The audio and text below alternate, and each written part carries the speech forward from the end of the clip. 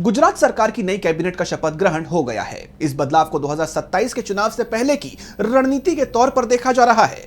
Party यहां anti incumbency की लहर को कम करने की कोशिश में है, तो वही कहा यह भी जा रहा है कि इस फैसले के पीछे की वजह विपक्ष और खासकर राहुल गांधी का वो दावा है जिसमें उन्होंने बीजेपी को घर में घुसकर हराने की बात कही थी। तो क्या है पूरी खबर, जानेंगे इस रिपोर्ट में। गुजरात में भूपेंद्र पटेल सरकार की नई कैबिनेट ने शपथ ले ली है। 26 विधायकों को मंत्री बनाया गया है, जो पिछली संख्या 17 से काफी ज्यादा है।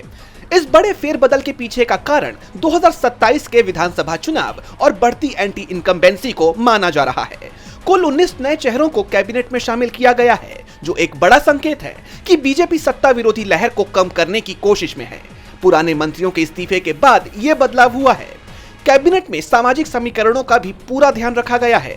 मुख्यमंत्री समेत 8 मंत्री पटेल समाज से होंगे, जबकि 8 ओबीसी, 3 एससी, 4 एसटी और इसमें 3 महिलाएं शामिल हैं।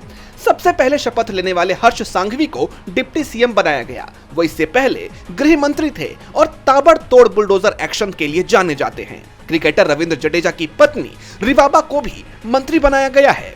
राजनीतिक गलियारों में यह भी चर्चा है कि इस फेरबदल के पीछे राहुल गांधी और कांग्रेस भी बड़ी वजह है।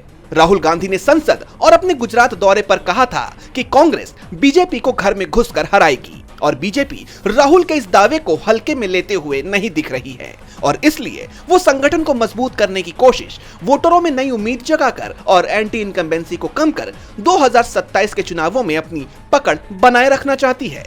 लेकिन इस कदम का अब उसको कितना फायदा मिलेगा, ये तो आने वाले वक्त में ही पता चल पाएगा। डीबी लाइव की रिपोर्ट।